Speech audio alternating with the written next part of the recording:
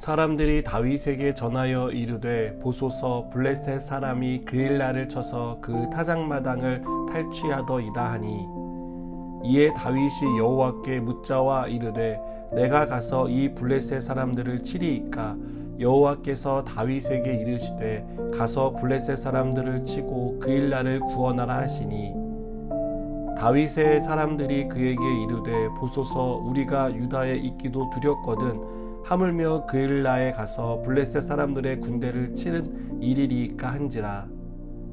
다윗이 여호와께 다시 묻자온데 여호와께서 대답하여 이르시되 일어나 그일라로 내려가라 내가 블레셋 사람들을 내 손에 넘기리라 하신지라. 다윗과 그의 사람들이 그일라로 가서 블레셋 사람들과 싸워 그들을 크게 쳐서 죽이고 그들의 가축을 끌어오니라. 다윗이 이와 같이 그일라 주민을 구원하니라. 아히멜렉의 아들 아비아달이 그일라 다윗에게로 도망할 때에 손에 에봇을 가지고 내려왔더라. 다윗이 그일라에 온 것을 어떤 사람이 사울에게 알림해 사울이 이르되 하나님이 그를 내 손에 넘기셨도다. 그가 문과 문빗장이 있는 성읍에 들어갔으니 갇혔도다.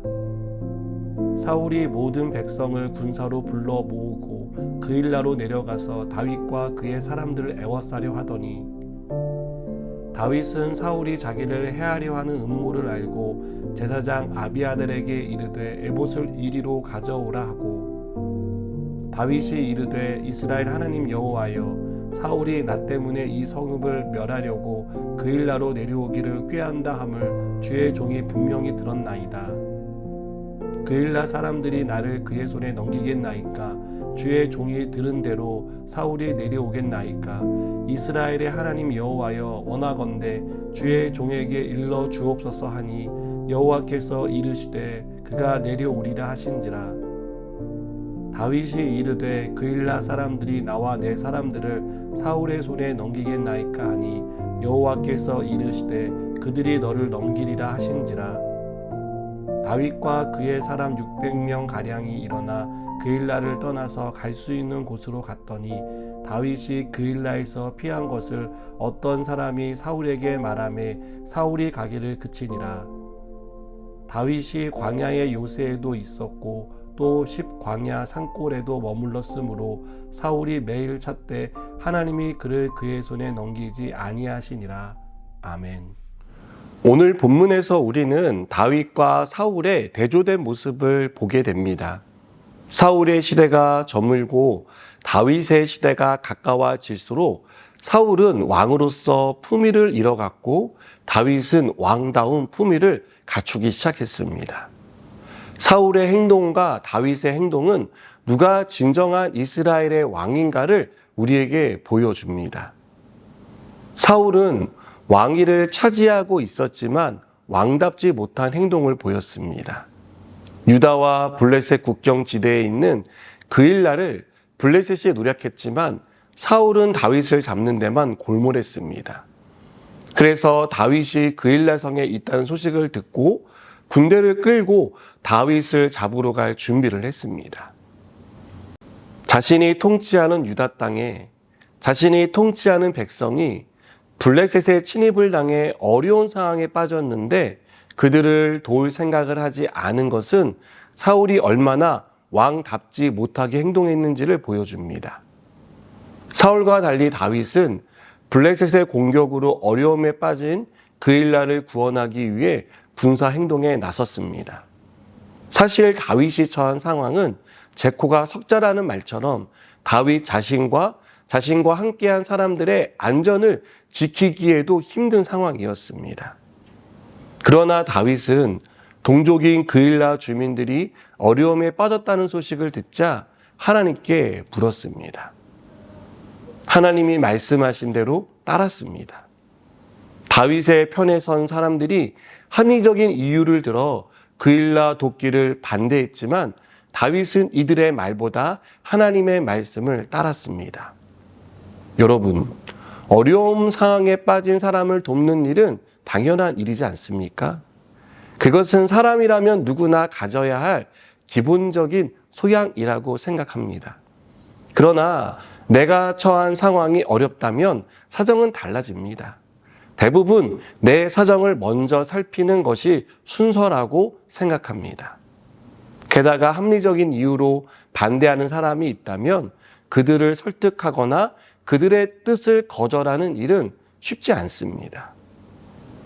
우리는 여기서 아말렉을 진멸하라는 하나님의 명령을 받은 사울을 떠올리지 않을 수 없습니다. 사울은 아말렉을 진멸하라는 하나님의 명령을 받았지만 진멸하지 않았습니다.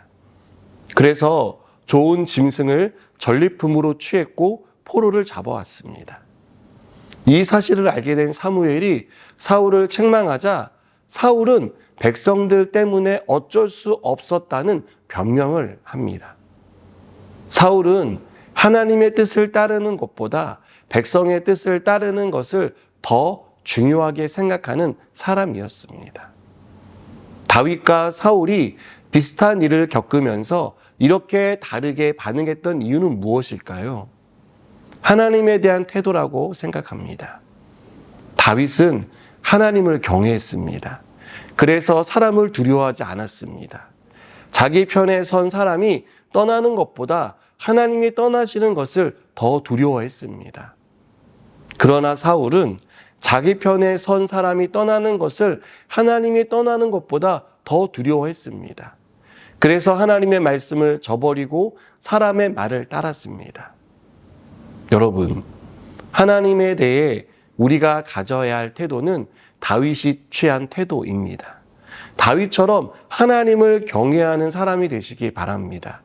하나님의 말씀이 사람의 말보다 더 중요하다는 것을 머리로 아는데 그치지 말고 삶으로 실천하는 저와 여러분이 되길 바랍니다.